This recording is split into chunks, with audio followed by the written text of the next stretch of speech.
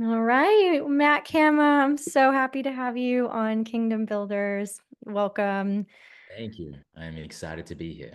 Yeah, excited to hear your testimony, hear your journey with God. We're going to have your wife Kelly on in another episode. So I wanted to do you guys separately though, because you each have such interesting stories and can tell two sides of a story that God has woven together through the both of you. And before we get into that, I'd love to just give you a minute or two to share about who are you in the world? What kind of work do you do as an entrepreneur? And then we'll talk about your testimony. Great. Well, thanks for having me. I am really excited. And before we even begin, I'm noticing that I'm a little bit nervous as well because you were asking me before this. This is the first time sharing this outside of our platform. And so I love that you're doing this. I love the name as well. So thank you for having me. And so yes, my name is Matt. And what I do is I'm a dating and relationship coach who helps people to meet their partner, attract their partner, have them have the relationship that they want. And that has definitely shifted now that we have transitioned into knowing God and becoming Christian. So yeah, that's who it is that I am. That's amazing. And I'm right there with you. I'm nervous starting this whole podcast. God put this on my heart. I'm like, we're going to do what? Yes. I already have two other podcasts, and like a lot of my audience is new age. And we're really going to talk about leaving the new age for Jesus and interview everyone we know who've been on this journey. Yep. Mm, Okay, great. We'll see what comes of this project. So thanks for taking that risk and coming and sharing your story. So yeah, just take us into like who was Matt in the New Age? And I know you've got an interesting background with the church, so maybe take us into a little bit of a glimpse of your childhood and your previous relationship to the church, and then maybe what had you walk away initially, what drew you into New Age, why did you remain in New Age, and then how did God deliver and convict you to become Christian again? great question. So how God delivered me, that was about a year and a half ago. And there was an event that sparked everything. And before I go into that event, it's important to have some context. So to rewind you back to my childhood, I grew up in a Christian household with my dad. My parents split up at a very young age. And there was a time where I moved in with my dad at about 14 years old. And during that time, I really started to get to know God. Um, and he is a pastor, and we grew up in the church, and he changed his life around. So I grew up learning about getting taught what to think about Jesus and God and the Bible.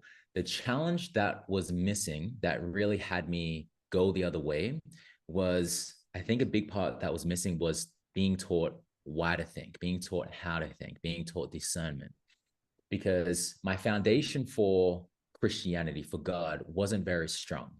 So when I started to grow up, I wanted to be a pastor one day. I don't know if you even know that, but I wanted to be a pastor one day, and I wanted to speak about God. I speak about money and business, but use it but from a biblical perspective. This was when I was like 19 years old. And it all started to shift when I started dating a girl. And I was like a closet Christian. Like I would go to church on Sundays, but if someone would ask me about God, I would, you know, not say anything. I felt ashamed. Um, and a big portion of that was, as kids, we want to belong.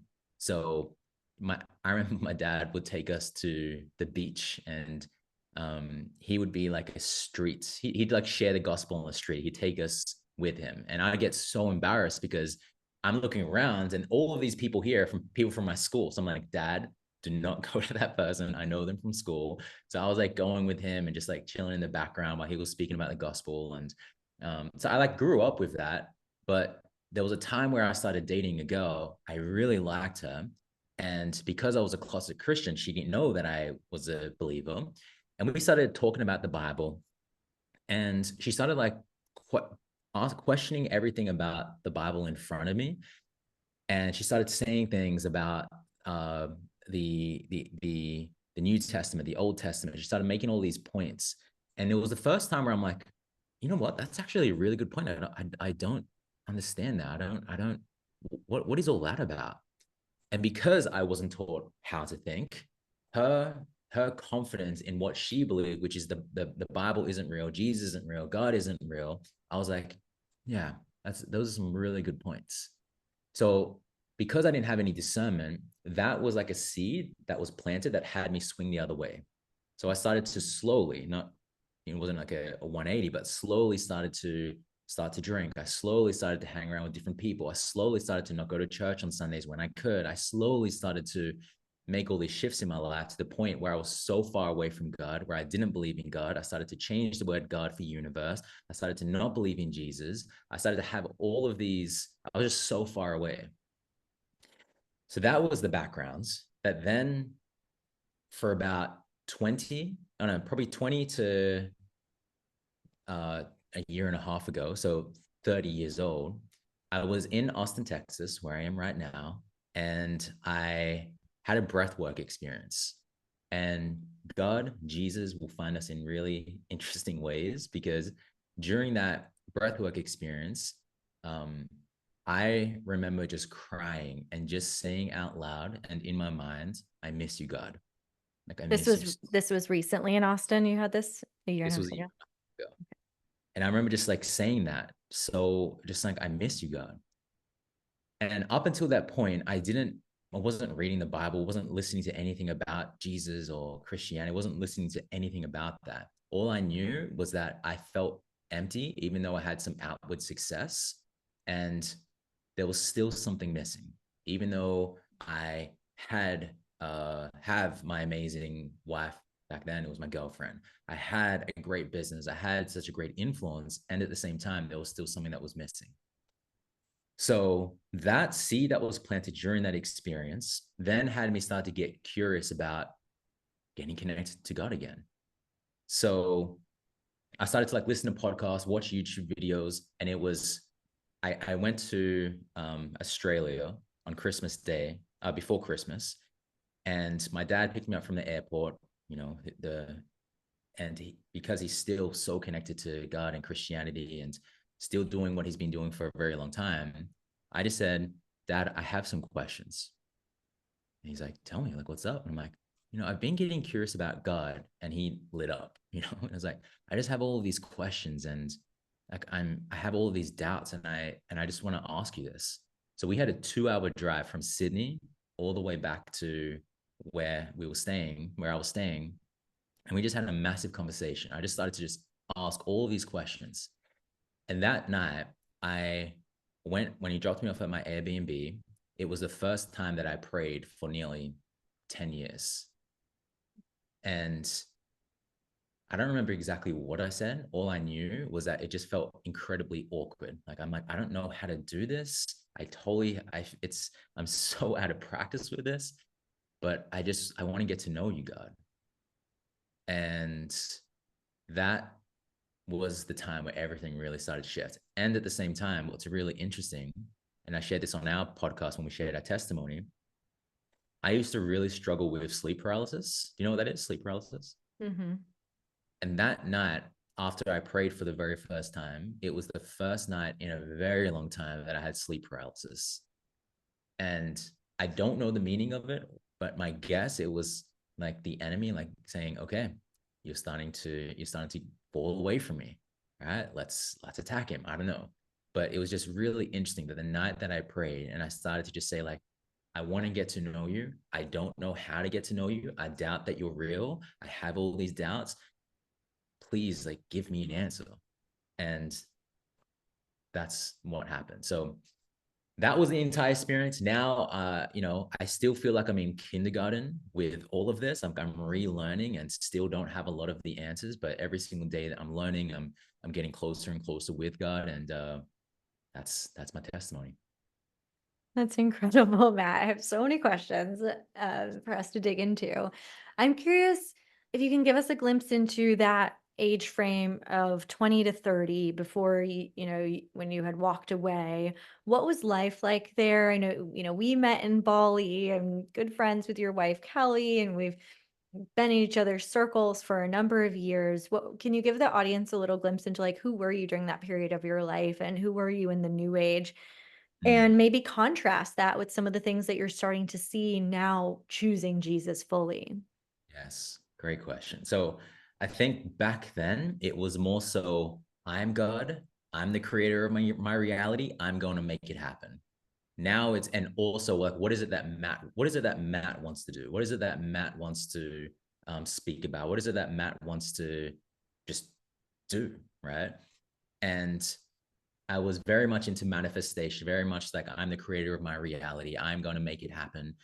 Since then, what's changed a lot is now, and I love that you're doing this, like now I see God as my relationship coach. I see God as my business coach. And my job is just to be obedient because there are times where I still want to do what Matt wants to do. But every single time that I do that, it may work out, it may not work out. But the more that I just get, become obedience and just like listen and just remove as much of my plans as possible and be like, what is it that you want me to do?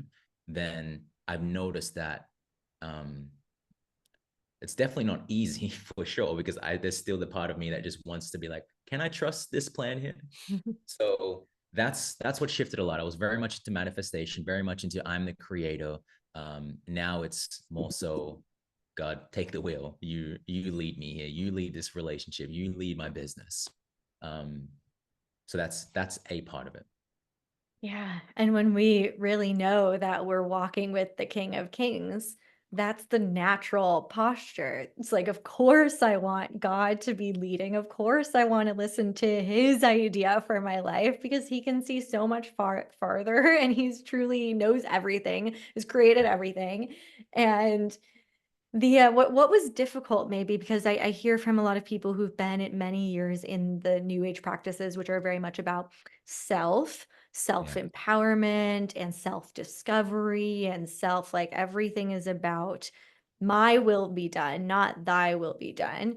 Yes. If someone listening to this was like, oh, but I just don't want to give up, I want to be empowered, or I don't want to give up that control, or I don't trust that it's gonna work out with God, or is there anything that you can share about that transition that helped you because you also had that, this is I'm in charge and I'm gonna do it best. Yes. Yeah. So it's similar to what I shared when I was like first praying to God for the first time in nearly 10 years, where I just said, I doubt that you're real. And I see God not as this, not in my mind back then, I don't see him and Jesus as this like angry figure that if I say like what I'm actually feeling and what's actually going in my mind, that I'm going to be punished. Now I see him as this loving dad and who understands. So there are times where I will just be straight up and say, I don't trust you. I want to trust you. And if I'm completely honest, I don't trust you. I want to I want to go back to um, doing it all myself. Like, and help me because I'm trying and at the same time I'm struggling. So there have been many times still to this day where I will just pray and just be real with God and just say like what's actually going on. And because he knows, and at the same time, I'm like putting my hand up. And part of obedience for me is just being real and being like, I want to follow you and I'm struggling to follow you. So that's what really helped, number one. And then two, it's for me, I'm like right before this podcast, I'm just like constantly listening to podcasts and YouTube videos because it really helps me because I am in kindergarten, I feel around all of this. I'm just constantly just wanting to soak in as much information because there's still so much that I don't know.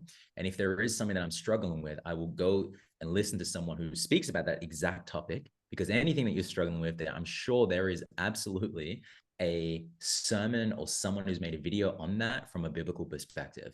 So that's what I turn to: prayer and then seeking guidance. Yeah, beautiful.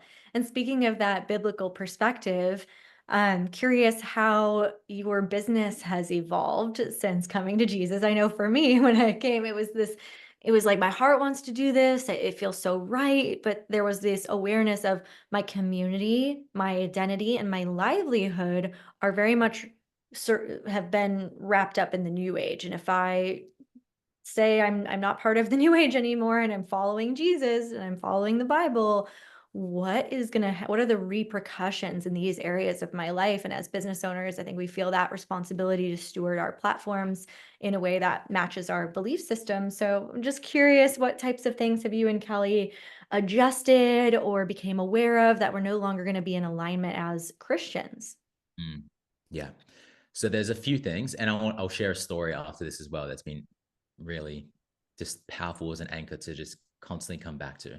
So some of the things that have shifted in our business is we share this for those listening. We had Kelly and I, we had lunch with Elena, and one of the things that we shared at the lunch is that we went through all of our products and we watched every single video back, and we have a lot of videos in our courses, and we just looked at all the times that we swore and all of the times that we disrespected Jesus or God, and we had to download the video, edit it out, re-upload it. So that was one. And then we also looked at all of the past videos that just wasn't in alignment that from what it is that we now believe, which was a lot. We'll like manifest, use your do this type of meditation and call on your ancestors, and like so many different things that we had that was so new age that we had to like take out, recreate, re-upload. So that is one, just realigning our content.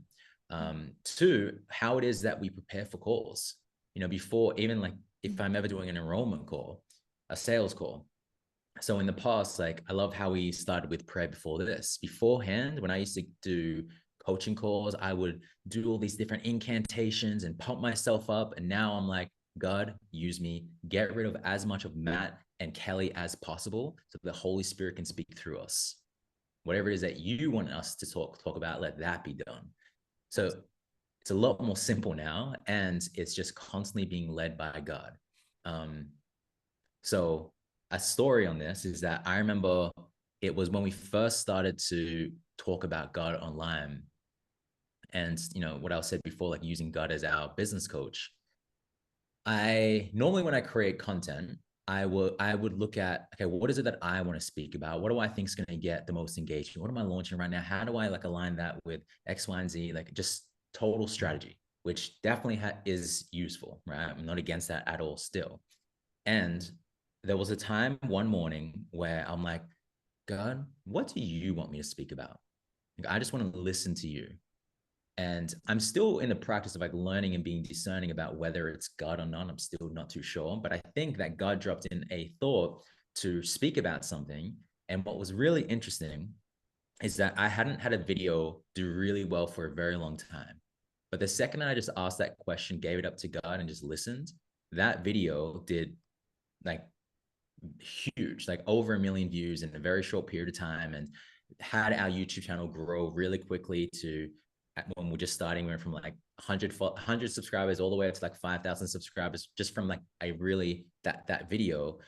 And it was just an anchor for me to like constantly come back to, God, what do you want me to do here?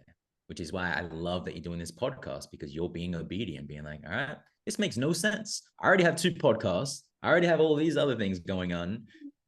But yeah, all right, here we are. So yeah. Oh, thank you so much for sharing that. And this is a really nuanced thing I picked up on it from what you shared, but I really appreciate it. You shared, I'm not sure, but I think that God might have put that on my heart. And I Mm. thought there was so much humility in that I think both Christians and New Agers could just understand the energy and the posture of what you just did. Because I think in both camps, people can be like, God told me to do this and God said, and there's this like a little bit of ego behind it. And there was just no ego in the way that you said it. And I think it's something I'm learning to do is also like receiving messages from the Holy Spirit, being like, I'm just doing my best to discern them. I think that God has placed this here, and let's see. It's more of a humble thing than like, God told me to do this. So I Exactly. love that. And I love that the cleanup and the diligence that you took with your curriculum, and that's where your heart went first, was to what am I going to be supporting my clients with? And let me make sure that I'm stewarding them well and giving them the best updated teachings that I can from my updated belief system. And I've done the same. I've had to take out money trainings that were very like desire and pleasure and manifestation based, and didn't speak about stewarding or giving or philanthropy or God. It was just, all of that stuff. And it's a journey to let go of some of Sure. our old teachings. And you and Kelly have both been very bold. I see you guys in this in starting to speak about your faith. You share, the Bible and your stories. You've shared your testimony online.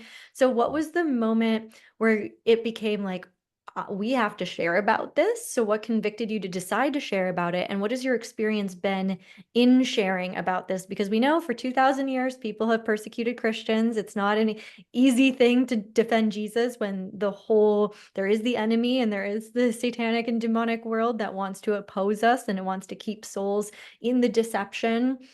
Um, yeah, because I'm sure some people listening to this have been on a similar journey and are entrepreneurs and are kingdom builders and are still navigating how much of this do I share on my platform? And there can be fear around this is tied to my livelihood and what if everyone unfollows me? And I'm sure you've been through it. I know I have. For sure.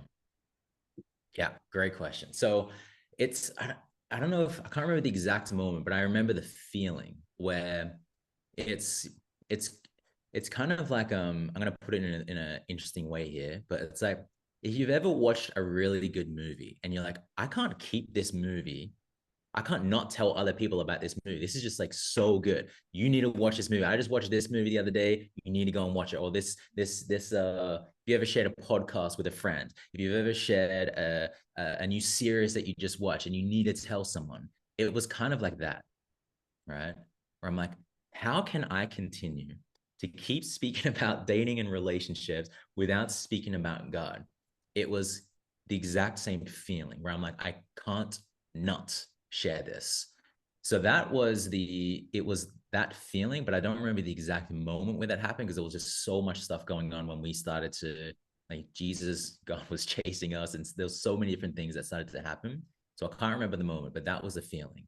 And the second was, did you ask how it was? Like, how was it for us to share? Yeah.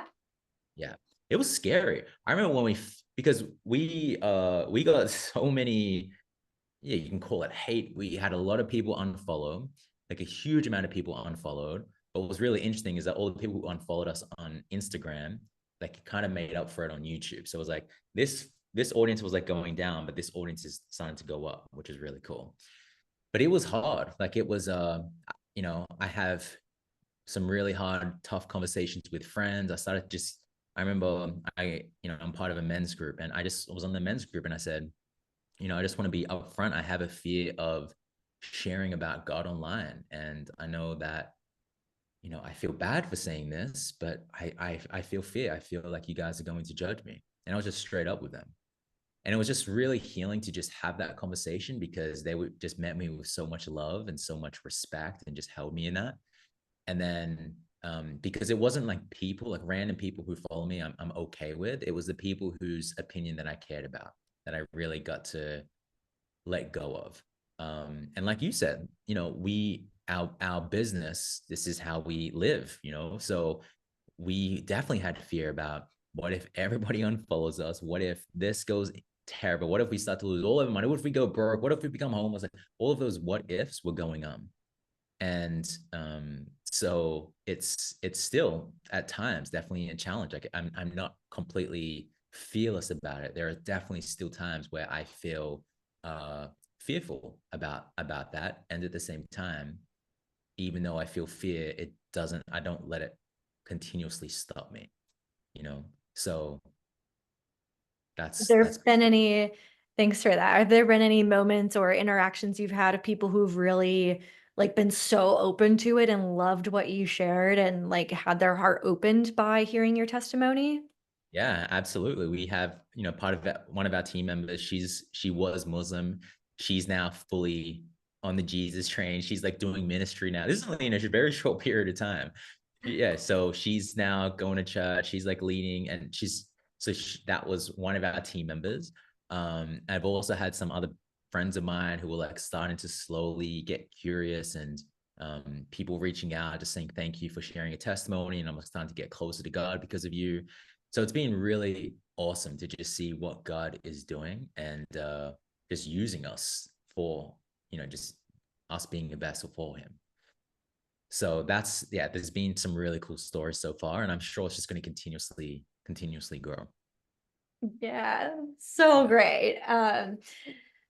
Definitely everybody like look up Matt and look up Kelly after this episode and go follow them because I think you guys, the way that you're incorporating the teachings and making what you're sharing about relationship making it biblically sound, and the way you speak about God and weave it in is just so artfully and intelligently and intentionally done. I think it's just really great that you're planting those seeds and being open about your faith and not in a very overt and pushy way that I think it's just going to really capture people, at least people's curiosity.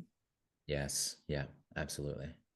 One topic that comes to mind that I know we both have geeked out on in our own time is around apologetics. And you started sharing that your testimony, you originally had walked away from the faith because you felt like, yeah, you weren't really taught some of these deeper ways to defend your faith or understand the logic and the philosophy and the real theological basis of Christianity. And I know you've done a lot of reading, and so have I. And we're both baby Christians, so there's no pressure here to get all the facts right, or we'll just probably stumble our way through it. But I'm wondering if there's any things that have really stood out to you in that area from your studies that have helped you to feel like, oh wow, this logic and this basis for the Bible and for the life and death of Jesus Christ is just crystallized for you in a way that maybe someone needs to hear that.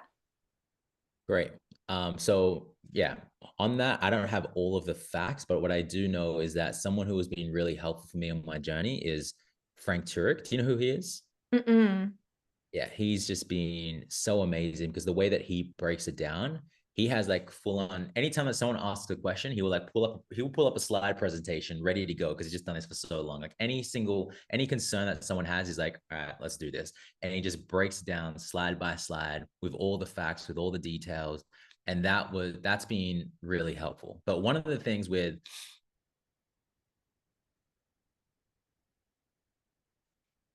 We're good. Yeah. And one of the things that I've really loved learning about apologetics is just the power of questioning. Because, back before coming back to God, I had all of these ideas that I was holding as true that if someone questioned me, I wouldn't know how to defend it. Like now I'm still starting to learn how to defend our faith.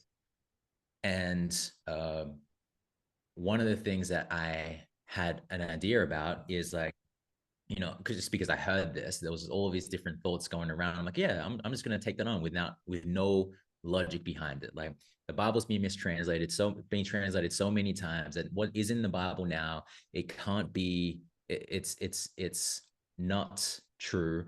Jesus isn't real. Like all of these ideas that I had, that if someone asked me like, what is your proof for that idea? I wouldn't have known how to answer it. So I think the big part that I've really loved about apologetics is just the power of questions. And that's what really helped me come back to God from, because I had these ideas that I just never questioned. And I think that's incredibly dangerous if we never question our ideas, especially the ones that we hold as an absolute truth. So yeah, I don't have all of the answers, but that's what's been really helpful for me. I love that approach. I might link in the show notes for our listeners. Our church, Red Rocks Austin, has a really good 8 module apologetics course about the Bible and about the proof of the historical proof of the life of Jesus Christ. Modules on the archaeological evidence that substantiates very specific details of the Old Testament. It's very thorough, very helpful. So for anyone who wants to geek out on that stuff, really recommend it. I've read Mere Christianity by C.S. Lewis, which is a great apologetics book. I believe you read The Case for Christ too, which is really good. And I think it's important as new believers that we take ownership over the fascinating, very strong theology and philosophy that Christianity has. And it's just, I look back, I'm like, wow, the enemy is so crafty because I would have all of this doubt and these ideas about the Bible, yet I had never read it. And it's amazing how many people will reject the text and say, Yes. well, and not even consider it or look into it. and how we don't do that for any other faith. And no one goes around going, the Bhagavad Gita, I believe, had one manuscript and one author, and it was channeled. And how many of us have read parts of that during our yoga teacher trainings? And no one goes and be like, can we trust the translation of the Bhagavad Gita? And can we really trust the author and the manuscripts? And only when you get to the Bible, that actually has over 5,000 manuscripts, compared to other major world religions that at best had a handful. Like, you can count on one hand Mm. the numbers that there were. And this is thanks to our Jewish rabbis, who are so fastidious about their, so scholarly and so accurate, that when they realized who Jesus was, they were like, we're going to make sure that this gets down the generations with as much accuracy as humanly possible. And also, the proximity is really fascinating, of the people who were writing the New Testament books were people who were like, this was within 30 to 50 years of the death of Jesus Christ. So that's the proximity of that they lived alongside him and remembered, that they were still in that kind of historical timeline, where other books, I believe the first book that talks about Buddha and Buddhism was 400 years supposedly after the death of Buddha. There's not that proximity that we have to the life of Jesus and the numerous followers and the numerous books that are historically accurate that came in that time period. So I could go on a whole rant about it. I just think it's so fascinating. I want to plant that seed for whoever's as much of a nerd as I am, and I know you are about that. Yes, that's Um, beautiful. I know a lot of that. And I want to check out the Red Rocks series as well. I didn't even know they had that. That's awesome. It's so good. I'll send it to you right after this. Great. All right, to bring us home, I'd love to hear just a little bit about, and we'll probably unpack this more with Kelly when we get to have that, when I get to have that conversation with your wife. But I'm just curious about, what was it like getting saved when you were engaged, about to get married, and then as you got married was really like in the thick of your process of coming to Jesus. What was it like to do that in context of the most important, relationship on earth for you? And just how has it been? It's just so amazing that really God moved through both of you at the same time and saved you both together. Could have gone very differently, but just anything you think of that maybe someone who's married or in a relationship and is having these stirrings and these feelings, who needs some solace of what is possible, or what your experience was, that might bring them some peace. Mm. Yeah, we got incredibly blessed to I think it's incredibly rare to both be saved at this same time.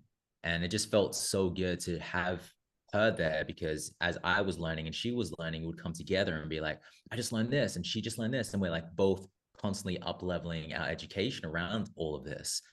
So we got incredibly blessed to be saved at the same time.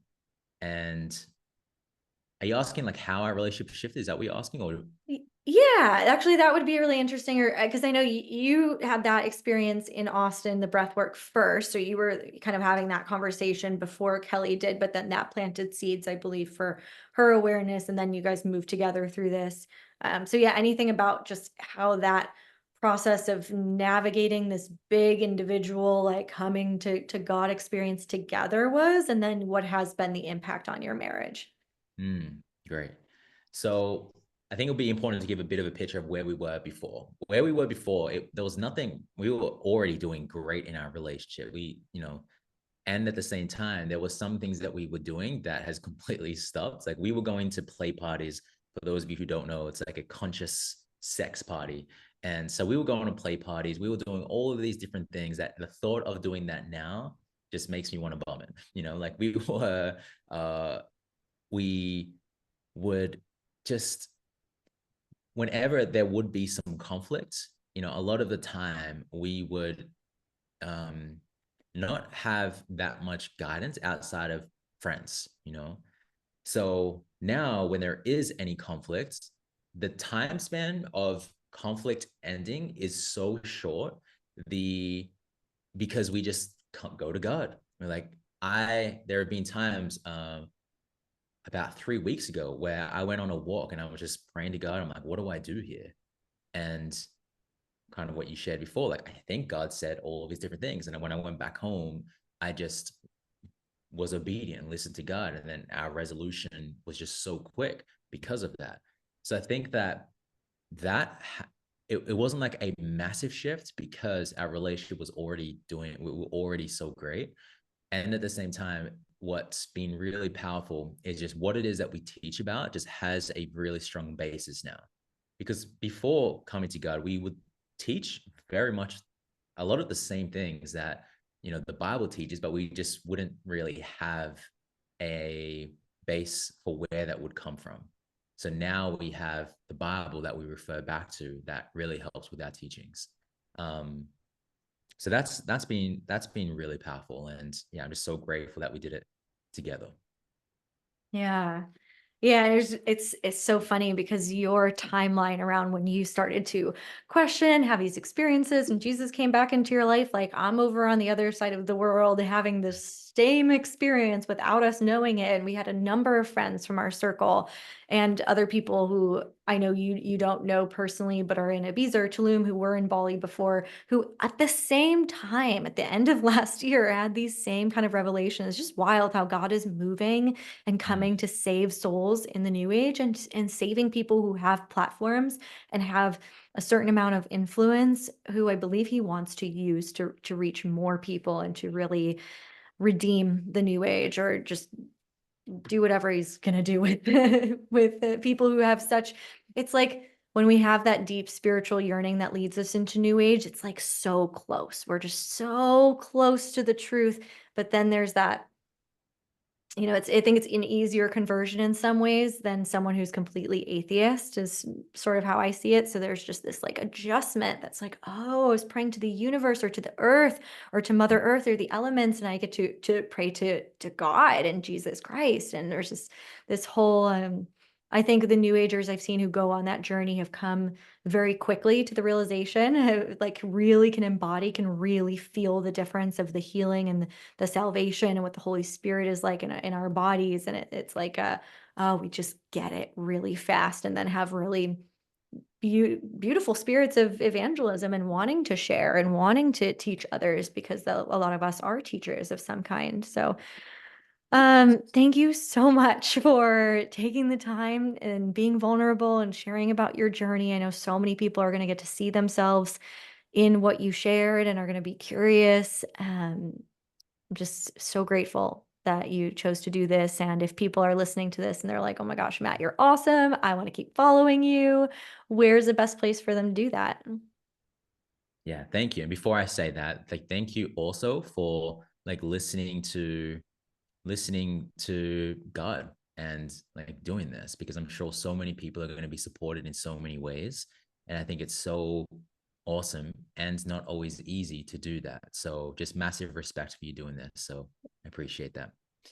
And yeah, where people can see me, they can go and just type in Matt Cama pretty much on any platform. You'll find me there. Cama is how you spell my last name. Type that in YouTube, type that in Instagram, TikTok, and you'll see my name pop up. So good. Thank you. And thank to everyone who listened and tuned in today. We appreciate you. And we'll be seeing you on the next episode.